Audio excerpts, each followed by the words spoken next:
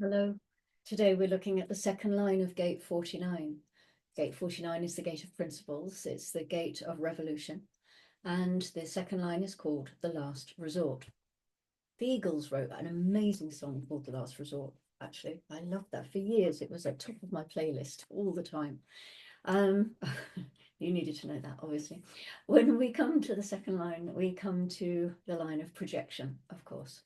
And remember the nature of this gate. We read about it in the headline above the lines in the I Ching, that ideally the transformation of forms is based on the highest principles and not simply for power. This is a power gate. It has power always because it is establishing principles, which it does emotionally. And this means it can blind you. So many decent people get taken unawares by horrendous principles because of their emotional power. Look at any revolution and the people who get caught up in those revolutions and some of the things that they do.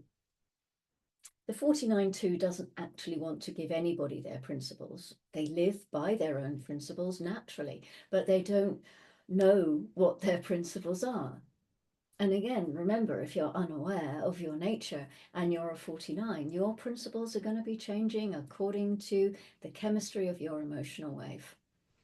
And if you recognize that we are an emotional world made up of emotional nations, emotional tribes, emotional people, you can see that when the emotional wave of a nation goes into a down phase and the nation becomes depressed, and this can happen on a nationwide level, that their hopes then seem to be lost.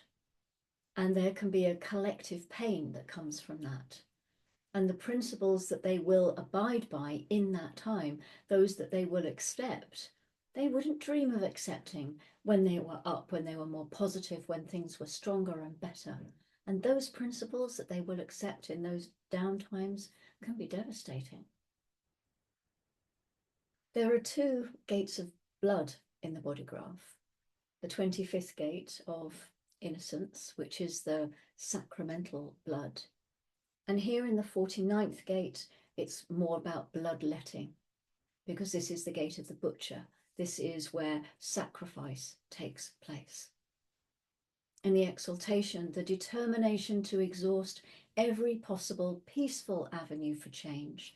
And then, when satisfied that no other course is possible, to plan in detail before revolution is attempted.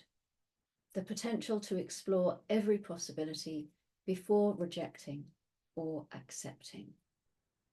So this second line is an inner revolutionary. They have their own principles at work, and every once in a while someone's knocking on their door trying to get them to be the one who takes responsibility for what resources are available, who has the right to them, wanting their principles to come in. As a low trigram activation, they're not necessarily comfortable with that process. The lower trigram always has difficulty because it doesn't know there's a gate at the other end. Our 49-2 doesn't know there's a 19 over there somewhere whose needs must be fulfilled or the support is going to be lost. And so they have great difficulty in establishing a principle beforehand, one that they know the other will support, because what other? And revolution is not possible without that support. So this 49-2 is someone who is always planning to reject you or accept you, depending on where they are in the nature of their wave. In the moment of rejection, you have to understand that rejection leads to revolution and the establishment of a new principle. So what happens here is that they're the ones who get more and more impatient. They keep waiting for something to come along that is going to match their principle. And when they run out of patience, they start planning for their own revolution, whatever that revolution's going to be. And it might be a household revolution. It doesn't have to be a grand revolution, but it is a revolution in terms of establishing a new principle. You have someone in your life and you keep saying to them, could you squeeze the toothpaste from the bottom? And that principle keeps on getting rejected by them, and you keep on telling them, because you're hoping that eventually they'll do what they're told, and if they don't, then that ratchet, remember, this is the ratchet tribal wave. It can be devastating, that wave. My God, it's my wave. It really can. It just goes up and you stay quiet and you don't do anything about it. And then the next day, something else is going to piss you off, and up it goes, and you don't do anything about it. And this keeps on going until eventually you explode, you project all of your angst onto them. And you say, that's it, we're done. We're done. I can't live with you anymore. And there's that final rejection. So in the detriment, the overwhelming revolutionary urge that is impatient with accommodation and negotiation. The tendency here is to the coup d'etat that has little general support. Impatience with accommodation. Impatience with having to deal with these people that are distracting you. You have your principles. You don't know if they're really going to fulfill the needs of the other side. You have all these people trying to tell you that your principle may not work, and perhaps you should learn some new principles. 49-2s have to be educated politically, because the 49 is such a powerful gate, and it's a very political gate. So you walk in and you say, okay, I have a new principle today. And everyone looks at you like you're crazy. You walk back home, you say, okay, new principle, because you're not heard there. You're going to bring it home where you can make something happen. And you say, okay, so from now on, nobody's allowed to use the fridge after 9 o'clock. And if you haven't got the support of anybody else around you, then you're going to have to back that up by, I don't know, putting a lock on the door, maybe putting a timer on the fridge door. Otherwise, you're going to have a problem, because no one's going to listen to you. No one's going to support that kind of revolution. This is the nature of the last resort. And it can always lead to a point where, based on the nature of the wave, either the high where you feel you can advance on that second line wave, or the low end where you feel that, oh, you have to withdraw, because advance and withdraw are the two sides of the second line. But there is this point where in the withdrawal, you're looking and you're saying, okay, I'm waiting. I'm waiting. They're still not following my principles. And then the wave goes to the advance, and then boom, in you go. You go in, you establish your principle, who knows what will happen next. And this is the nature of the coup d'etat as well, except that it obviously carries a little bit more force to it. It's often a gun, maybe. Hopefully you're not going to be standing outside the fridge with your Uzi. Uzi? Is it Uzi? Is that the right word? Or are they boots? No, that's UGG. You can stand outside the fridge in your UGG with your Uzi or something. But that's the coup d'etat side of it. This doesn't have to be that extreme, but there can still be a lot of suffering associated with this gate because of the powerful rejection.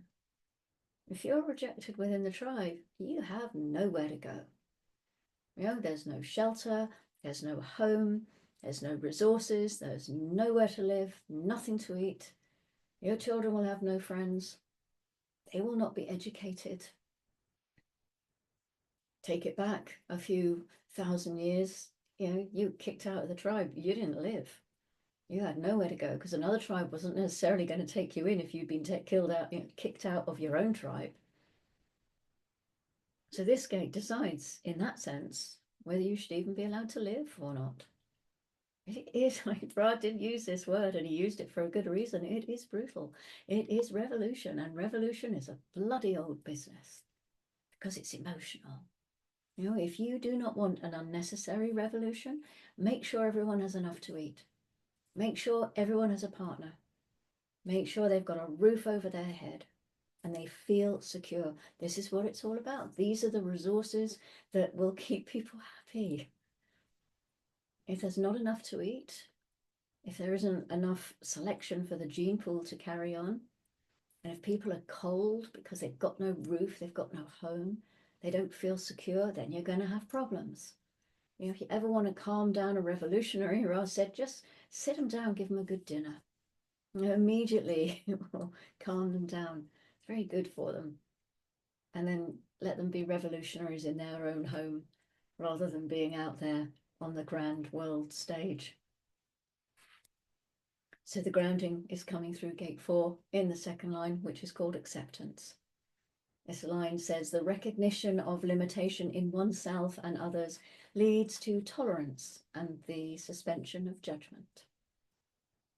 So it doesn't feel as though there's much tolerance in gate 49 somehow, although it has a wave of rejection or acceptance. So perhaps this is where the support of gate 4 comes in. Maybe there is an opportunity here to take a breath, for waiting for the wave to run its course before jumping in, judging, rejecting, sacrificing, instigating a revolution. There's an interesting push and pull here, with gate 49 being emotional and there being no truth in the now, waiting out the wave, and gate 4, which is logical and therefore splenic and existential in that sense. The timing is now for the logical circuit. So do you have this activation as your Sun Earth, or do you know someone who has it? If so, would you like to comment on your experience? I would be very interested to hear it if you have anything to say. The moon is still in gate 15. It's been there since 7:58 this morning, and it's moving to gate 52 next at 17:56. This is the root center gate of inaction, keeping still mountain. This is logical, collective. It's at the opposite end of the body graph from gate 4. So it's that same circuitry, same keynote of sharing. And it's a format gate. It brings the energy of focusing and concentrating to the entire chart. So it might be a good day to settle into studying something or sitting quietly and just seeing what comes to move the mountain. And then the moon moves into gate 39 at 3:56. This is still a root gate, but we are in individuality now. And this is the gate of the provocateur, the gate of provocation. Oh, it's leaning on gate 55 at the other end of the channel to see what kind of spirit it has. The energy here always makes me think of my brothers, who knew exactly which buttons to push to get a rise out of me. It's a teasing kind of pressure, where the 19, which is the next gate along in the root center, is flirtatious. The 39 is more teasing. It has that kind of feel to it. And it can be great fun if the mood is right, because it's individuality and it's in that same stream as the 2212. So it needs to have the right timing. Okay, so that's it for today. Thank you very much for joining me, and I will see you for a third line tomorrow. Until then, enjoy your life. And I don't know, does it sound weird to say that? Oh, yeah, love yourself, I suppose, and then just whatever comes, comes. Yeah. I will see you tomorrow, and yeah, until then, go gently. Thank you.